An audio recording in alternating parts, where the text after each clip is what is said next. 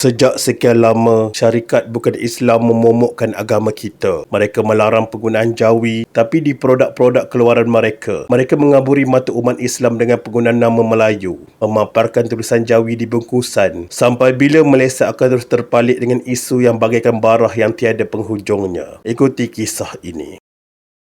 Assalamualaikum, terima kasih dan kami hargai atas komen-komen korang untuk video lepas. Jabatan Kemajuan Islam Malaysia JAKIM menafikan dakwaan kononnya melindungi pihak tertentu susulan isu penarikan balik sijil halal dua syarikat produk kopi dan biskut tempatan. Dua syarikat pengeluar kopi dan biskut di Melaka diarahkan menarik balik semua produk dari pasaran selepas sijil halal mereka ditarik kerana disyaki menggunakan berus bulu yang mempunyai ciri fizikal bulu babi. Pada 1 April 2026, satu pendedahan mengejutkan melibatkan dua buah kilang memproses kopi dan biskut di Melaka mula tersebar kepada umum selepas pihak berkuasa agama negeri mengesahkan berlaku pelanggaran serius terhadap piawaian halal yang ditetapkan. Kes ini mendapat perhatian meluas kerana melibatkan penggunaan bahan yang dikategorikan sebagai najis berat dalam Islam sekaligus menyentuh sensitiviti umat Islam. Pendedahan tersebut segera mencetuskan kebimbangan dalam kalangan pengguna, khususnya apabila melibatkan produk makanan harian seperti kopi dan biskut yang sering menjadi pilihan ramai.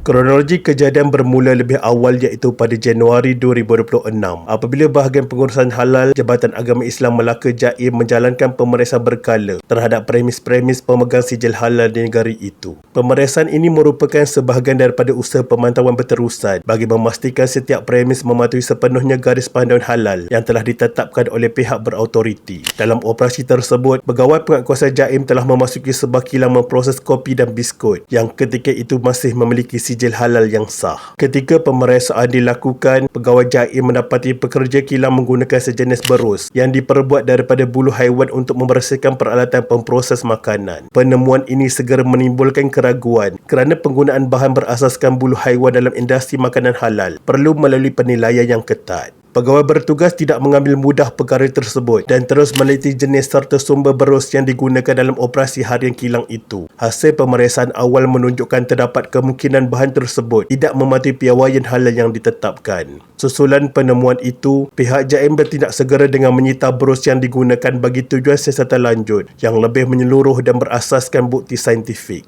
Langkah ini penting bagi mengelak sebarang spekulasi serta memastikan setiap tindakan yang diambil mempunyai asas yang kukuh dari segi analisis makmal. Berus yang dirampas kemudiannya dibungkus dan dilabel mengikut prosedur sebelum dihantar ke makmal untuk dianalisis. Tindakan pantas ini menunjukkan keseriusan pihak berkuasa dalam menangani sebarang isu berkaitan pematuhan halal.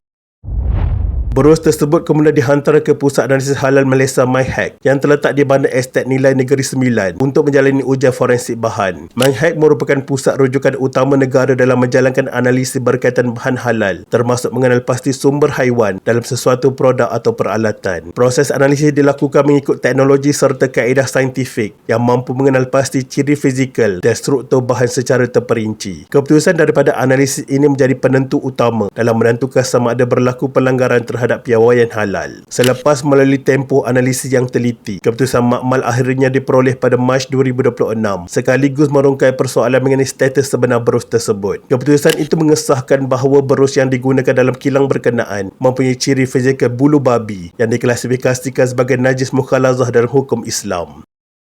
Hasil daripada keputusan dan juga analisis mengesahkan berus berkenaan mempunyai ciri-ciri fizikal bulu babi menyebabkan sijil halal SPHM kilang itu ditarik serta-merta. Susulan pengesahan tersebut, pihak JAKIM tidak mengambil masa lama untuk mengambil tindakan tegas terhadap premis yang terlibat. Sijil pengesahan halal Malaysia SPHM milik kilang berkenaan telah ditarik balik serta-merta tanpa sebarang kompromi. Tindakan ini diambil bagi menjaga integriti sijil pensijilan halal negara serta memastikan keyakinan pengguna tidak terjejas. Penarikan sijil halal ini juga menjadi amaran jelas kepada semua pengusaha makanan mengenai kepentingan pematuhan berterusan. Menurut pengarah Jaim, Datuk Muhammad Azhan Samad, kilang yang terlibat sebenarnya telah beroperasi lebih daripada 1 dekad dan sebelum ini mempunyai rekod sijil halal yang sah. Beliau menjelaskan bahawa memiliki sijil halal bukanlah satu jaminan kekal sekiranya pematuhan tidak dijaga secara konsisten dalam setiap aspek operasi. Sebarang perubahan dalam bahan, peralatan atau proses perlu dipantau dan dipastikan tidak melanggar garis panduan yang ditetapkan. Pihak kilang dilaporkan memberikan alasan bahawa mereka tidak mengetahui penggunaan berus tersebut sebagai satu kesalahan dalam konteks halal. Namun, alasan ketidaktahuan itu tidak diterima oleh pihak Jaim kerana setiap pemegang sijil halal bertanggungjawab sepenuhnya terhadap operasi mereka. Pengusaha sepatutnya memastikan semua bahan dan peralatan yang digunakan telah disahkan mematuhi piawaian halal sebelum digunakan. Kecuaian dalam perkara ini dianggap sebagai pelanggaran serius terhadap syarat pensijilan halal negara. Isu penarikan sijil halal kerana melanggar syarat. Pengguna Islam mendesak supaya Jabatan Kemajuan Islam Malaysia JAKIM dan Jabatan Agama Islam Negeri mendedahkan nama syarikat dan jenama terbabit. Menurut mereka, tanpa berbuat demikian, pengguna Islam terdedah dengan makanan tidak halal. Masyarakat bagaikan keliru. Rakyat mendesak supaya JAKIM dan Jabatan Agama mendedahkan syarikat yang terlibat dan masyarakat marah seolah-olah kerajaan ingin melindungi syarikat ini. Tidak lama kemudian, akur dengan desakan masyarakat, ada 2 syarikat yang terlibat mula didedahkan melalui portal rasmi Halal Malaysia. Syarikat yang terbalik sijil halalnya mungkin ada yang dah tahu, dah keluar juga dalam media, tapi saya nak bagi tahu ialah syarikat Tian Hap Seng Biscuit Factory. Dan satu lagi adalah syarikat kopi Heng Long Coffee. Dia kena tarik balik semua produk itu yang dikeluarkan daripada tempoh tersebut, kena tarik balik. Tarik balik dan kita akan pantau balik produk yang ditarik itu, kita nak tengok balik dekat kilang dia. Selain itu, sebanyak 9 produk kopi yang dikeluarkan oleh Heng Long Coffee dikenal pasti terjejas akibat penarikan sijil halal ini. Produk-produk tersebut merangkumi pelbagai jenis kopi campuran, termasuk kopi pracampuran dan kopi dalam bentuk uncang. Antara jenama yang terlibat termasuk cap cikgu serta beberapa variasi kopi seperti kopi O dan kopi campuran. Kesemua produk ini dikaitkan dengan operasi kilang yang melanggar piawaian halal. Berikutan penarikan sijil halal tersebut, pihak berkuasa negeri segera mengeluarkan arahan untuk menarik balik semua produk berkaitan dari pasaran. Arahan ini dikeluarkan bagi memastikan tiada lagi produk yang diragui status halalnya terus berada di rak jualan. Esko Pendidikan, Pengajian Tinggi dan Hal Ehwal Agama Negeri, Datuk Rahmat Mariman mengesahkan bahawa tindakan tersebut diambil secara menyeluruh. Beliau menjelaskan bahawa semua produk yang dihasilkan dalam tempoh berkaitan perlu ditarik balik tanpa pengecualian.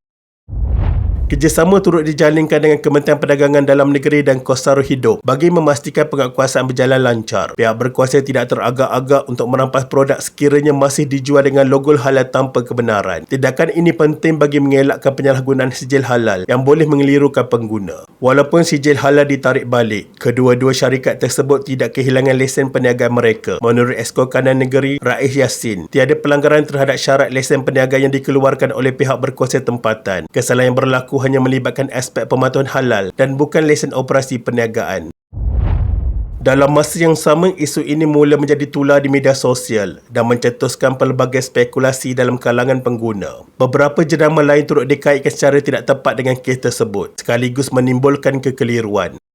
Hai guys, Assalamualaikum. So hari ni Am rasa terpanggil untuk share pasal biskut ni. Sebab Am kan berniaga cheese scoop. This is main brand yang Am guna. Sebenarnya yang korang share tu dah betul dah. Yang tak betulnya gambar tu. Kenapa tu? Sebabnya Tian Hap Seng Biscuit Factory tu, dia tak keluarkan biskut Hap Seng cap pimpong ni, biskut kering cap pimpong ni. So dia hanya keluarkan kuih yang berasaskan kuih bulan dan sekian-sekian tu. Ni nama syarikat biskut kering cap pimpong tu, Hap Seng Perusahaan Makanan. Dan kilang dia ni dekat Johor.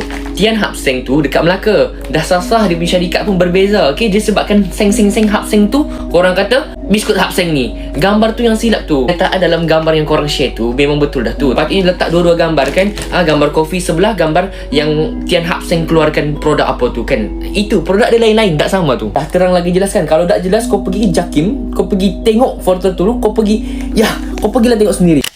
Selain itu, Sing Cafe Sdn Bhd turut terpalit dengan spekulasi yang tidak berasas. Syarikat tersebut tampil menafikan sebarang kaitan dengan isu penarikan sijil halal yang berlaku. Mereka menjelaskan bahawa operasi syarikat hanya melibatkan pengeluaran kopi dan tidak menghasilkan biskut seperti didakwa. Isu ini turut mendapat perhatian apabila satu hantaran JAKIM di media sosial berkaitan kes tersebut dipadamkan. Hantaran itu pada awalnya memaparkan nama syarikat yang terlibat dalam penarikan sijil halal. Pemadaman tersebut menimbulkan tanda tanya dan pelbagai andaian dalam kalangan pengguna. Ada yang mengaitkannya dengan cubaan untuk menyembunyikan maklumat.